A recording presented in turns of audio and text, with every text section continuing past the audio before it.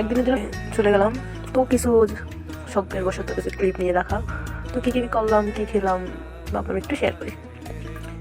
চাঁদপুর থেকে নালুবাড়ির দূরত্ব খুবই কম, 25-30 মিনিট লাগে যেতে।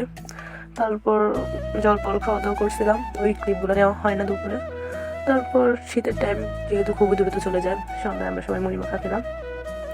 তারপর ছিল দুধ চা, আর এদিকে পিঠা বানানোর প্রসেসিং চলছিল। মামিকে বললাম শর্ট ক্লিপ নিব, আসেন দুজনের চায়ের একটা ক্লিপ নেই, দুজনের চায়ের কাপ। তারপরে আমরা সবাই মিলে একসাথে পিঠা বানাইতেছিলাম, গল্প করছিলাম। দেখেন পিঠাগুলো খুবই সুন্দর হয়েছিল। আপনাদের এদিকে কী বলে যাই না, আমাদের এদিকে এটাকে শীতকালীন পিঠা, দুল্লা পিঠা বলে। তারপর আন্টি আমাদেরকে সবাইকে প্লেটে নিয়ে ভাত খেয়ে দিতেছিল। আসলে বরাবরের মতো আমরা আন্টির হাতে ভাত খেতে খুবই পছন্দ করি। তারপর এই তো ওইখান দিয়ে পিঠাগুলো হয়ে গেল। তারপর গরম গরম একটা পিঠা নিলাম।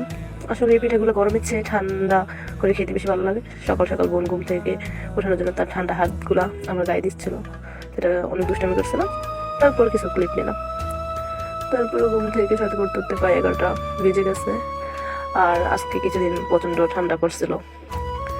তারপর যেহেতু আজকে আবার আমরা চাঁদপুরে চলে আসবো, তো এরপর ঘুম থেকে উঠে দেখলাম রান্নাবান্নার কাজ চলতেছে। তো আর ওগুলো কিছু ক্লিপ নেই।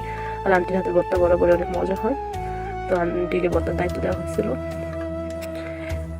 তারপর আমি বসেছিলাম, আমি কি রান্না করে আন্টি কী করে সবগুলো কাজ আমি দেখছিলাম। আমার ওইখান দিয়ে মাছ, ছোটো ছোটো মাছগুলো করছিল। আর আমার মামি নতুন বিজনেস শুরু করছে, আমাদেরকে কাপড় দেখাচ্ছিল।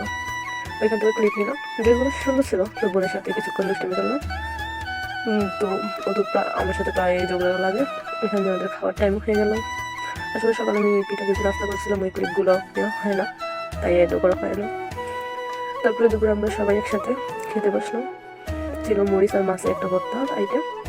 আলহামদুলিল্লাহ খুবই মজা হয়েছে। আপনারা দেখছিলেন আন্টি বানিয়েছিল। আর এটা একটি শাক ভাজিটাও তুলনামূলক অনেক মজা হয়েছিল। ওই যে ছোটো মাছগুলো দেখছিলেন ওইগুলো টমেটো দিয়ে রান্না করা হয়েছে, দেশি মুরগি ছিল।